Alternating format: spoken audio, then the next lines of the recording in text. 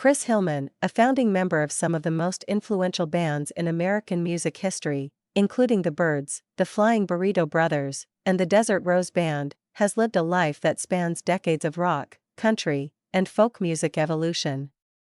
Despite never reaching the household name status of some of his contemporaries, Hillman's contributions to music are undeniable. In recent years, fans and historians alike have revisited his story, shedding light on both his career highs and the quieter, more personal chapters of his life that are often overlooked. Born in Los Angeles in 1944 and raised in rural San Diego County, Hillman grew up on a ranch and developed a love for country and bluegrass music early on. By the time he was a teenager, he was already performing in local bands and developing the mandolin skills that would later distinguish him in the music world. His first major break came in the early 1960s when he joined the Scottsville Squirrel Barkers, a bluegrass group that became a springboard for other musicians who went on to form major acts. Hillman's big leap into rock music came in 1964 when he was recruited to join the Byrds, a group that would change the landscape of popular music by fusing folk and rock. Initially hired as a bassist, even though it wasn't his primary instrument, Hillman quickly found his footing and contributed not just musically, but also as a songwriter. He co-wrote several of the band's enduring hits and helped steer their sound from pure folk rock toward country rock, a move that would later become a major part of his musical identity. After his time with the Byrds, Hillman co-founded the Flying Burrito Brothers with Parsons, another seminal figure in the fusion of country and rock.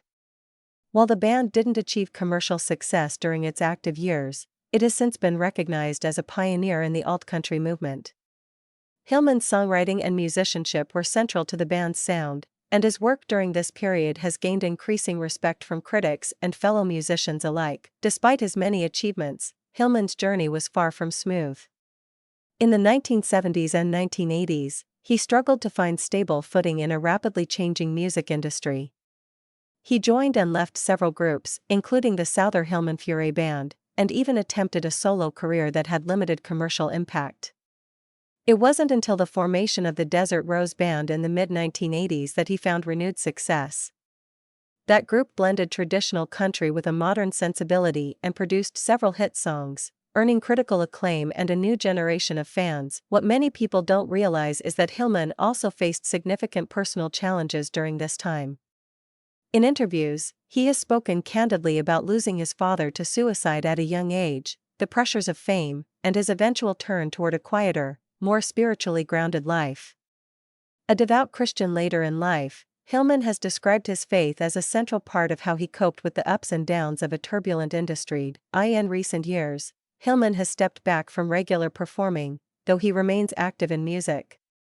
His 2017 album Bidin' My Time, produced by Tom Petty shortly before Petty's death, was a return to form that many fans and critics praised for its warmth and authenticity.